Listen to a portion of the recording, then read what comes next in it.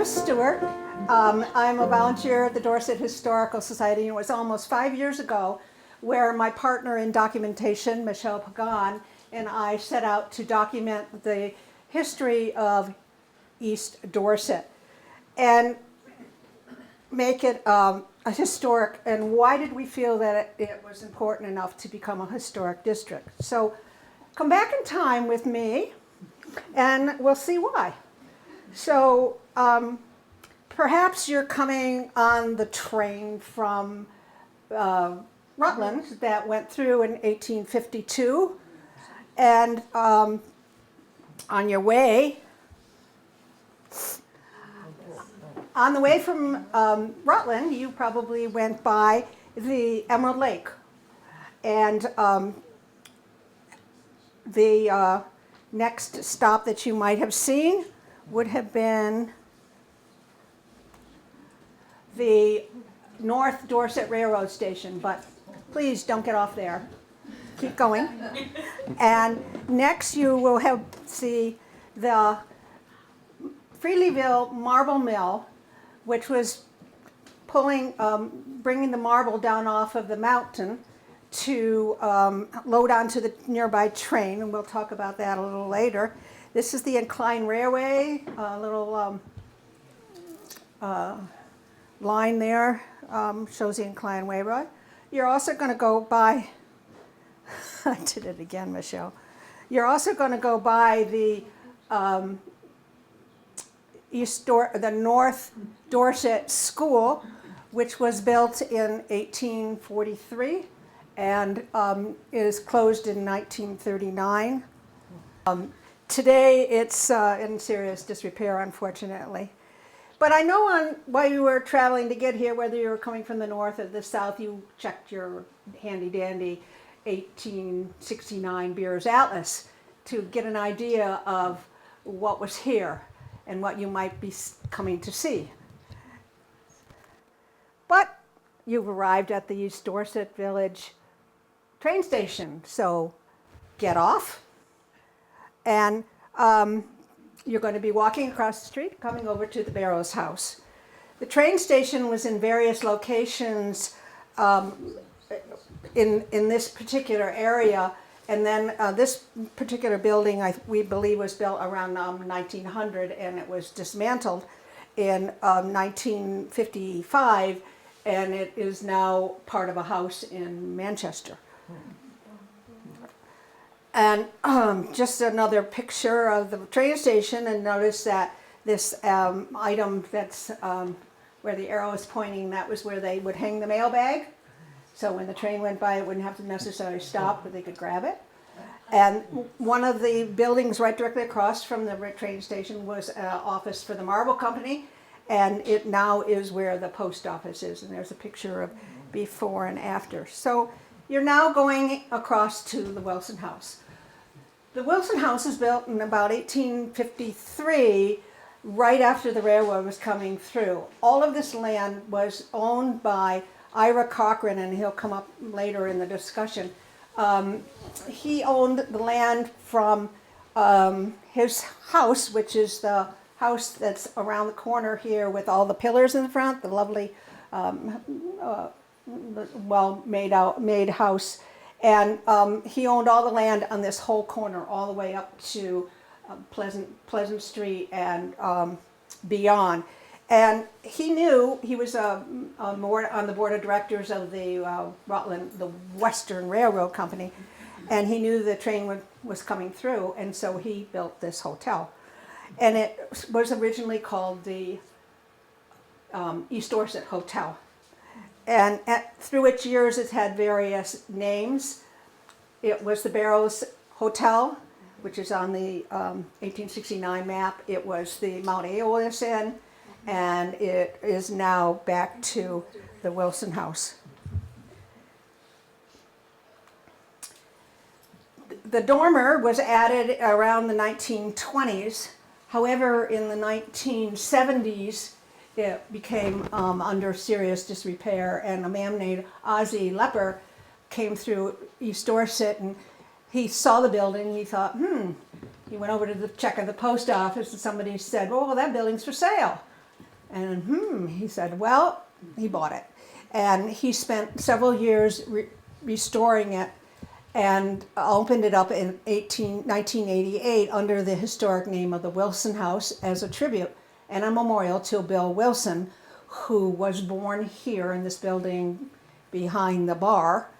The mission of the Wilson House is to create relationships that enrich the experiences of recovery and preserve the history of the birthplace and childhood home of Bill Wilson, co-founder of Alcoholics Anonymous. And this building was listed in the National Register of Historic Places in 1995. So you're here at the Wilson House, and the noise is quite annoying, quite deafening, and that's because of the marble mills that were right directly across the street. This is an overview about 1904, and you can see that all of the area on the other side of the railroad was all marble mills, both sides. Marble was the industry that was the reason that this village grew and developed. On the north of Mantom Road was the Dorset Mountain Marble Company. On the south was the Dorset Marble Company, and they were pulling marble off of the mountain right directly to our west, which is Mount Aeolus or Green Peak. Remnants of the mills is pretty scanty, but if you walk up the street here just before you cross the railroad, or just after you cross the railroad track, you can see that there are the old marble raceways where the water went through to power the steam mills that were in the marble quarry. So across, up the road, just a little bit, was the schoolhouse. It was built in 1874 and dismantled in I think it was around 1960, and became part of a barn on the West Road belonging to Terry Tyler, if anybody knows Terry Tyler. Also in town here, there were two stores in this village. There was the Am store. The Am store was directly north of the Wilson House. It was originally built as a store, and it burned down in 1926. One of our East Dorset residents, who has now gone past, told us the story of standing in the house across the street from the store in 1926 and watching it burn. She said that her mom got her all dressed up in warm winter clothes because it was February, I think, and they just stood in front of the windows, which got warm while they were watching, but they didn't have to evacuate. Anyway, this particular building was still standing in around 1924, and it's right directly behind the church. And the foundation for this building is still visible across the road from where we are, between the house and the church.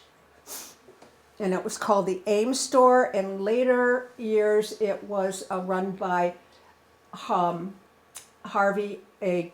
Brophy, who was a Civil War soldier who returned from the battleground and subsequently worked in the store and then bought it.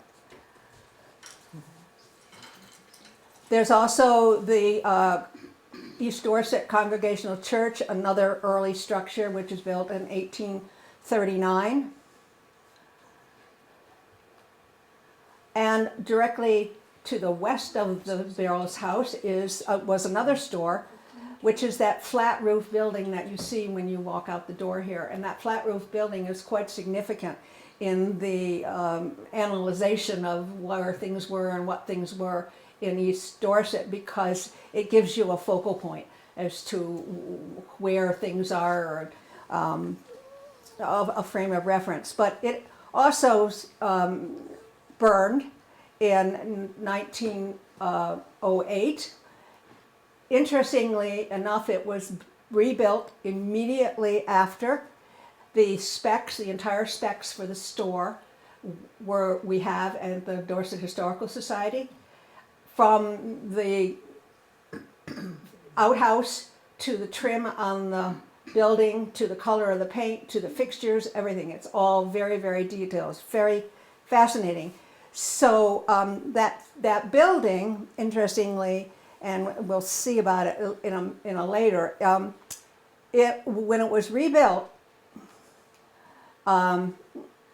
initially it had 2 windows in the back, and when it was rebuilt it had 3 windows in the back. So after the store across the street here, the Brophy store, burned in 1926, he subsequently bought the store across the street to the west here, which was the Griffith store, and ran it as his store until his family, it stayed in his family until the Brophy family, until it was closed in the 1950s. And this is the view from the railroad track side, and I believe the sign says Brophy at the back, and I think it says gas, groceries, and oil. Who knows where that sign is now, but it's kind of interesting. But notice that there are 3 windows in the back of that building. That's a key to a lot of our interpretations of some of the overview pictures. There also was a Catholic church, which in its day had over 900 parishioners. It was the only Catholic church in the whole area, and people had to come from every place. Originally, there was a Catholic services on the Dorset Hill Road up by the quarry, where most of the people up there were Catholics, and they met in private homes. Then they they used a building down here in East Dorset where the town sheds now are, and that building subsequently became the cheese factory. They then built a church in 1874. It was dismantled and fortunately repurposed, I think, with much of the material in 2016. There's a very large Catholic cemetery next to the grounds that are still in use today. So I'm going to read this to you. Down the street here was Mrs. Brown's mill. We think that this picture is of that mill. This was an article that was in 1876 or 73 Manchester Journal, which you probably just picked up out in the breezeway here at the hotel while you were visiting. Sarah Brown owns the mills and a dwelling house, all in one building. Sawmill in the upper part, a grist mill, and the house in the middle, and a cider mill in the basement. And she owns a barn right over the stream below, and other buildings, which, with their natural belongings, constitute a permanent source of filth, defiling said stream, and rendering its waters at all times impure and often offensive to the sight.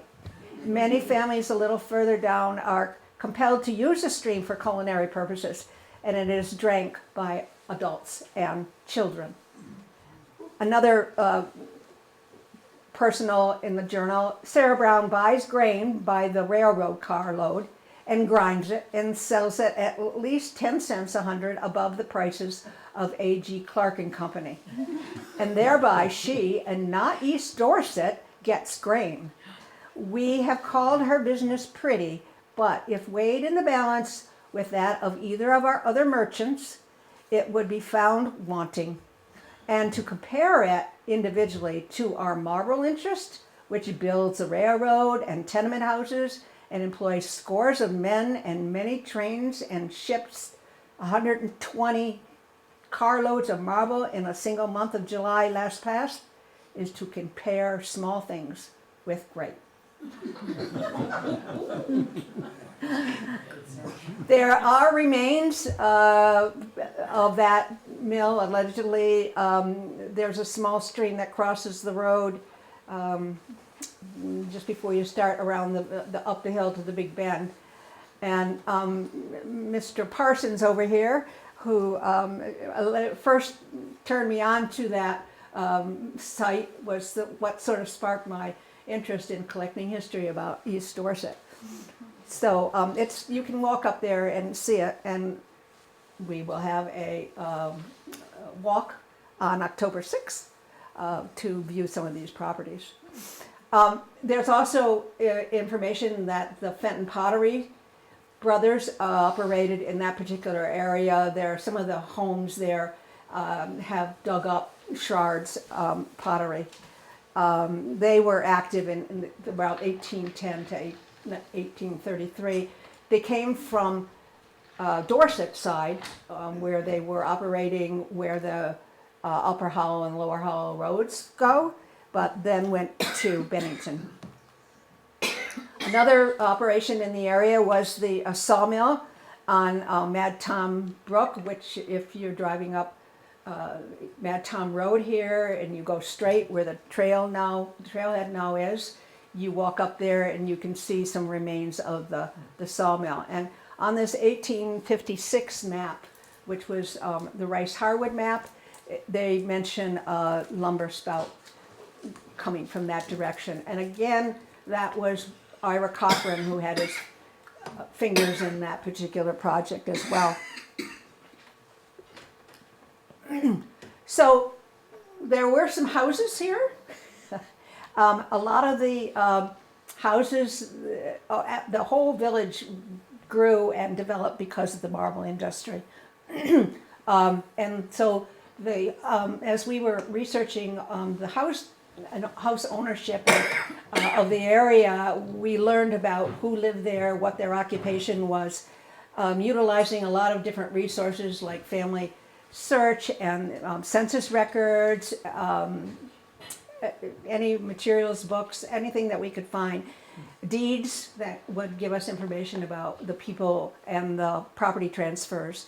So this particular house is what we call the Cochran House.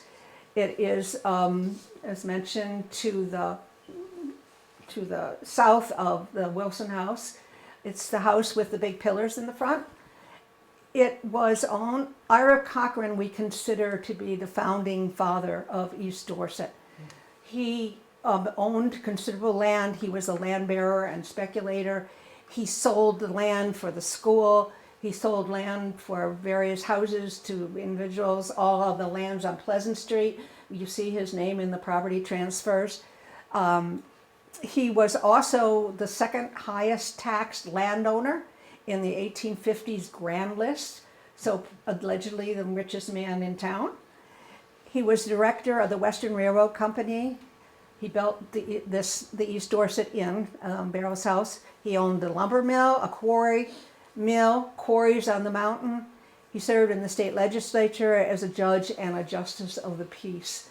Interestingly, we found really very little information about him other than through land transfer records or references in newspaper articles or whatever that helped us piece together the information about this man. And I know there will be more information forthcoming about that. Another building that is quite distinctive on this road is the St. Jerome's Rectory. It's the one with the mansard roof. And it also was built actually allegedly by a wealthy farmer, and then sold to the Catholic diocese and became the rectory. It was in the Catholic diocese registry before the church was even built.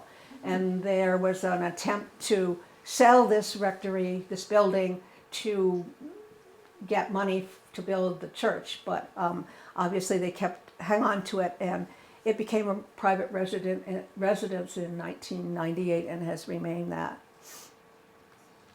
Another significant house in the area is the one across the street from here. It's the Kent House. And it has that stoop in the front, which was used for disembarking from a carriage or your horse or whatever. And it just serves to recognize the house, where it is or whose it is. It was owned by a prominent businessman and community advocate, D.L. Kent. He owned marble mills and quarries. One of the interesting things we found in his obituary was this information. Kent was engaged in the marble business as early as 1850, forming the company Holly and Kent. It is noted in Kent's 1882 obituary that his business closed in 1857 due to a national economic crash. Years later, when Kent was firmly on his feet, he manifested a rare spirit of business honor by paying the workmen who had lost by the failure of his old business debt, principal, and interest a welcome Christmas gift. Kent later formed the D.L. Kent and Marble Company and erected a large steam mill, marble mill in East Dorset. His business was so successful that he left his excellent wife and family a very handsome estate. That house was sold to J.M. Griffiths, who was the proprietor of the store directly to the west of the hotel here. And so it had those two prominent businessmen that were very involved with the community in that house. As I mentioned, Ira Cochran was an entrepreneur.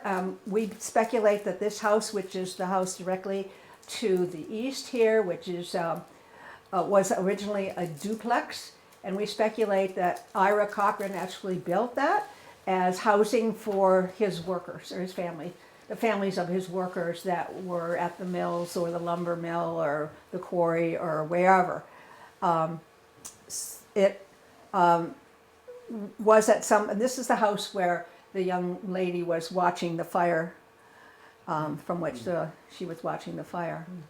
Another significant house on the street, which no longer has this porch around it, is what I call the Brophy House. It was built around 1870, and it was the home of Harvey A. Brophy, the Civil War veteran, who was the one who ran the store or bought the store from PDM's across the street here. It that whole business was a family affair. That was one of the things that we found in East Dorset, was that families married into other families, and everybody was related to everybody. And you think things are bad now, just think about what they were back then. The ownership remained in the family until 1939, and this is particularly significant for me because the surviving owner of the house was Ruth Fowler, who lived in Manchester, and it was her grandfather that that lived in this house, and she grew up in East Dorset, and now at 98 lives with her son in North Carolina. But she, and this is a plea for everyone to do, she donated tons of materials about her family to the Historical Society, which is really a wonderful treasure trove of items, including this picture. Another significant house in the area, it had several prominent members that community members that owned this. They were all owners of the quarry. There was Frederick Field, the Hiram Holly, and William Friedley. And I'm sure you'll recognize the name Friedley, connected to the quarries that are here on the mountain. The current family that owns it, which are here in this room, have been in there since 1933, correct? Yeah. Yeah. So I talked about an overview of the village, and if you notice the flat roof building, which I mentioned before, and how it is a landmark, it has 3 windows. And so we speculate that this is the building that was rebuilt in the same location and architecture as the original building, and burned in 1908. Except that they put 3 windows in the back. And you can see in this the Wilson House, which does not have the 3rd story on it, and the schoolhouse. I don't dare touch this computer. The Ludham's house, the house that belonged to the quarry, is the 2-story house that we see right there. Can you guys see that? Is the arrow showing up? Oh dear. Is the arrow still, does the arrow show up there? Oh no. Okay. Anyway, it's the house. And originally there was the porch wrapped all the way around that house, and you can kind of see that on this picture. And the store behind the church, which burned in 1926, is still standing, and the store with the flat roof, which was rebuilt in 1908, is new. So we know this picture is between 26 and between 08 and 26. One of the interesting things about this picture is that when I first looked at this picture and a couple others, there were these 2 white lines going down the middle of the picture. I had no idea. I'm kind of like, what are they? What in the world? Why are there 2 white lines going down the middle of this picture? Well, the marble sidewalk has got here at last and begins to look at its meant business. One side of the road from the railroad to the Ames store, across the road, has been laid, and the rest is fast going forward. This is sort of a flashback to what's happening today. The rejuvenation of that sidewalk. I think first time it went a little further than the Ames store, but it's been extended, which is good to see. This is another view of the village, and again, that's that flat roof building with the sign in the back, which I showed you earlier.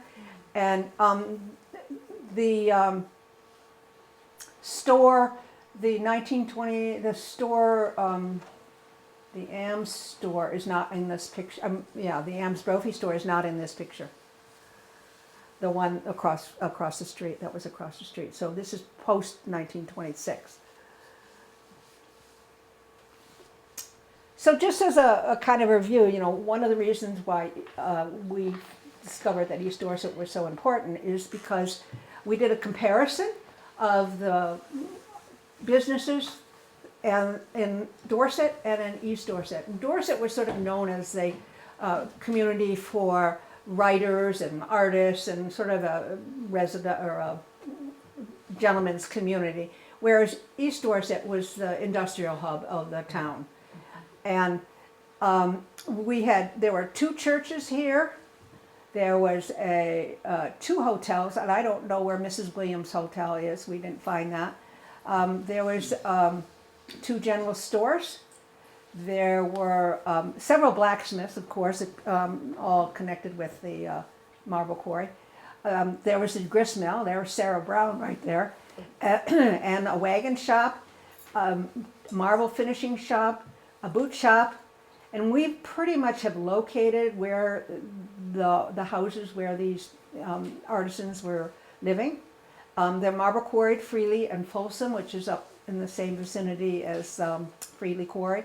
The marble mills, groceries and cigars, and this was Peleg Edgerton, and again, I'm not sure where this store was. We didn't find that. Then the Diamond Cheese Cap Factory, the Western Vermont Railroad Company. Then there were carpenters, obviously, and lumber dealers, and there's Mrs. Brown again. And there was even a telegraph station. I'm not sure where that was located either. But compared to the businesses that were in Dorset, East Dorset had a lot more going for it. So just to take a little detour from the village of East Dorset, for those of you that may not be familiar with the area, there are some other really interesting historical sites. One being the Freedley Quarry, which is up on the hillside here. It's an open quarry where they have dug in and retracted the marble. It is a destination. It is currently owned by the town of Dorset and cared for by our conservation employee. And it's a very big challenge. The bottom left right picture was taken around 1930s when there was no vegetation or trees, and the other people up there picnicking in the quarry. So this was the Freedley Quarry. It's owned by Mr. Freedley, who lived in the house up the street here. And one of his innovations was that what we call an inclined railway. It is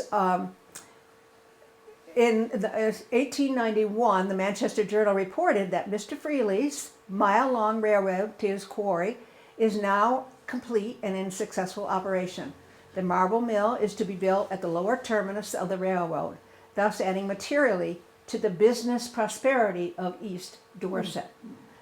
And the railroad, the inclined railroad, is a single track that can move trains up and down the mountain where there are steep grades with a cable.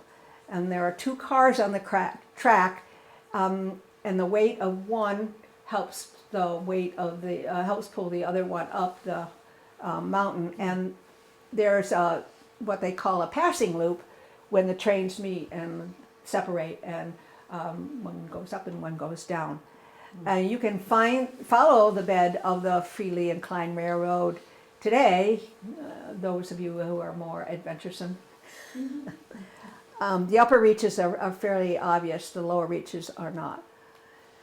Another site that is an important one is in East Dorset on Benedict Road. It's the iron blast furnace. Only the furnace part remains. It's a private resident area, and the mill in front is no longer there. Another local attraction in East Dorset would be the Deming Benedict House. This is the oldest house in East Dorset. It's on the corner of Morris Hill Road and Route 7, sort of, or Benedict Road and Route 7 and Morris Hill Road. It was built in approximately 1782, and the same family, the Demings, the Vials, the Benedicts, lived there until 1982. I actually knew them. One of the Mr. Benedict, who was still surviving then. But at its point, it served as a tavern or a stagecoach inn and a resident. And in 1988, Peter Palmer, who was a old building restorer, a mover, restored it lovingly, building that central chimney from the ground up. It has 4 chimneys, 4 fireplaces in the middle of the house. When I snuck in there in the 80s, before it transferred to Peter, there was canned goods in the basement, all lined up in jars. I don't know how old they were at that point in time, but anyway. This is privately owned now, but very beautifully kept. So here is the another overview of the East Dorset. And anybody notice something about the flat roof building? 2 windows. Only 2 windows. So we know that this is before the that building burned. But you can see that the entire area is all marble quarries. So just a little information about the whole process that we went through for this nomination. We had to fill out a historic sites and structure form for each of the properties in the proposed district. And we use deeds and census records and maps and books and business directories and the DHS archives, interviews, ancestral databases. And then when we ended up collecting all the material, most of which we did during COVID, which was kind of gave us something really purposeful to do. We needed to provide a general description. We needed to determine why it was eligible. Was it architecturally significant? Had it not been changed much? Was it historic? Was there a person that lived there that was very prominent? Then we had to determine the areas of significance. Was it significant from an architectural point of view, which is what most of the houses were here in the village, because they haven't changed much. The exterior of most of them still retain the features that make them significant. Then we had to decide why they were this significant, and we created a location map, and we provided locations of photos of the buildings. And as we worked, we eventually determined the boundaries of our district. A final copy of our the paperwork is on the desk over there, and also I can also give you a link to it, the documentation, if you are interested. It's on the state website. This is just a quickie view of the forms that we had to fill out. So we looked at the architectural significance of each house, and then we included what we knew about the history of the house. And so one of the reasons, my question was, well, why did we want to do a historic district? And this is our write-up that we submitted for our reasons. The geological forces provided Dorset with layers of marble, according to Tyler Resch.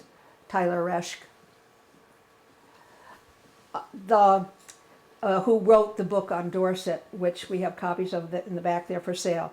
The business of quarrying, hauling, and finishing marble flourished, faltered, rebounded, and struggled for 130 years, dominating the life, livelihood, growth, and reputation of the town of Dorset. During the industry's peak in the 1880s, those working in the quarries and mills equaled those that were farming. This is documented by the growth and development of East Dorset Village, as it served the needs of the surrounding farms and families, extracting, milling, the sale of marble, the harvesting of forest resources, and the arrival of the railroad.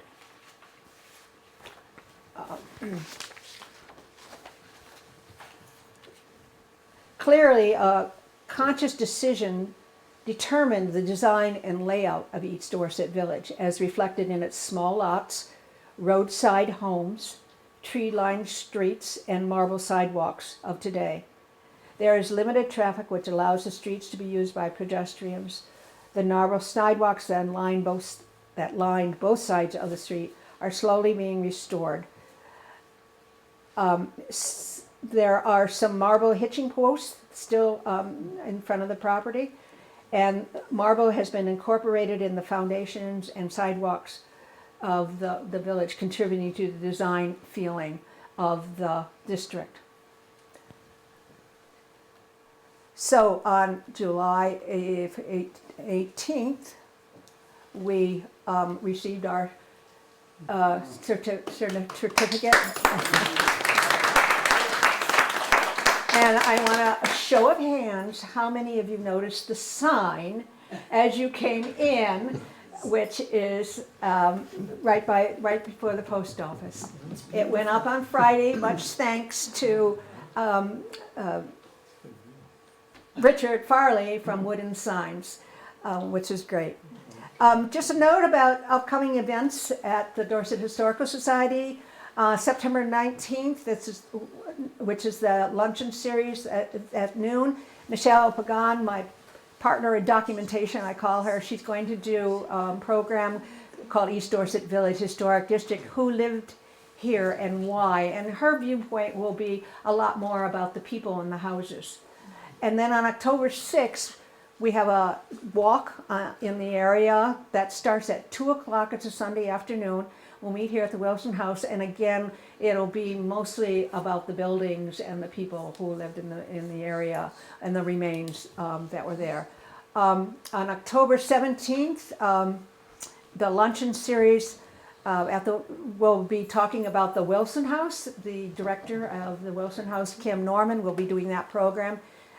We're not sure where it will be held. It may be here or it may be at the Historical Society.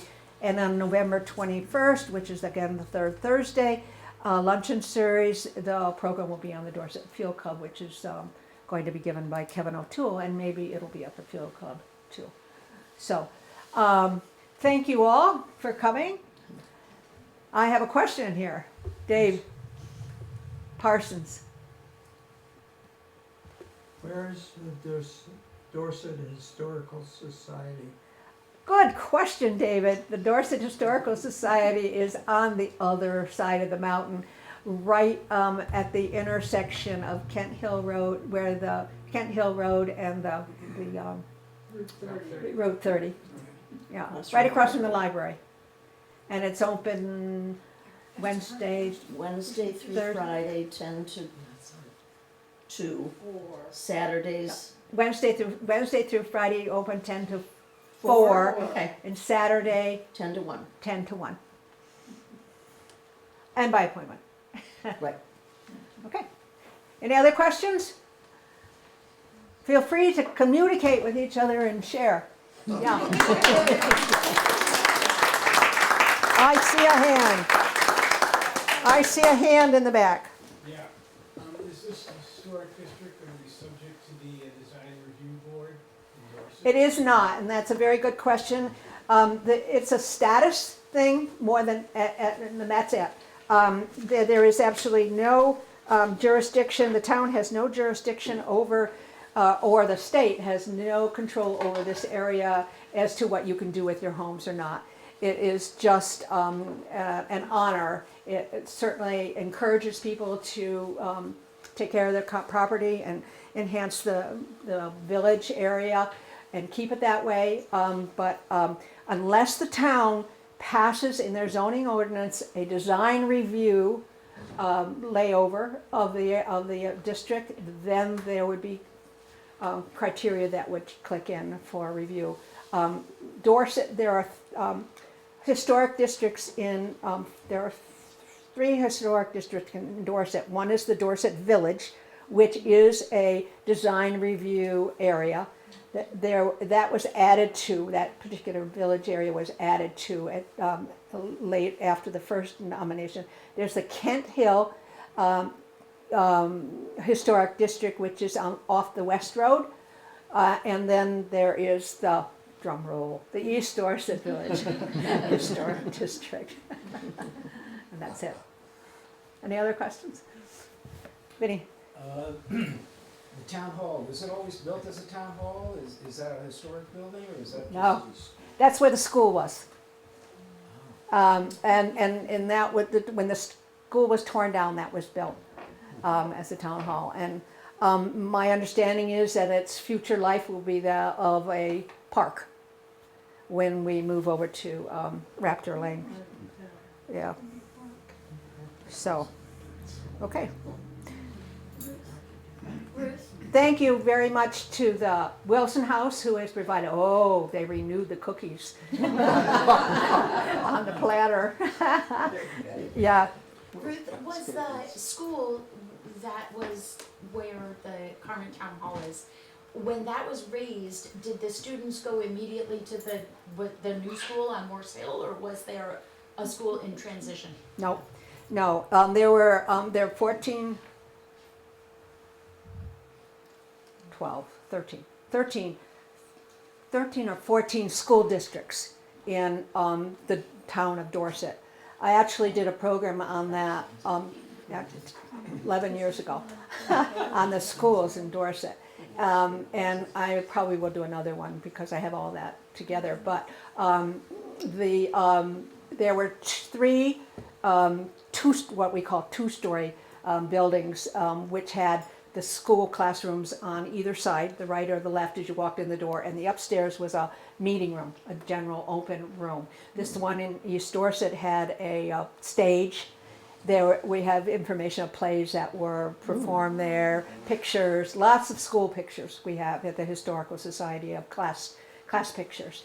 The second school was the one that's still intact on Route 30 going toward Dorset, which has had various owners and businesses in it, but it has a sign out that says school. And then the third one was where the post office is in Dorset. That was another of the school, the central schools. So all the other schools came to those schools when they were built.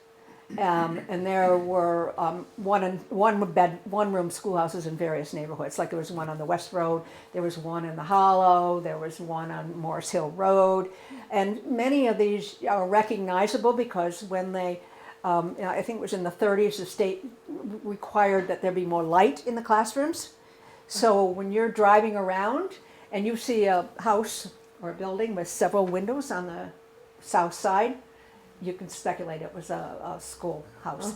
In Barneville, if you're going up to Brownlee Mountain, there's a house right there that was a school, because you can tell by the windows. You can also see it on the schoolhouse in the West Road in Manchester.